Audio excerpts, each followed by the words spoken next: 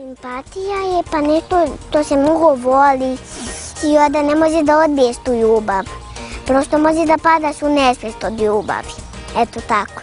Pa simpatija je nešto kad se mnogo volite, kad deliš parče kifle na dva dela i kad deliš gumicu na brisanje na dva dela. Ili kad nekome daš lis, ili kad daš cvet. Eto, to je simpatija. Nekad neki ljudi uključe mozak i onda znaju da im je simpatija najbolji drug na svijetu.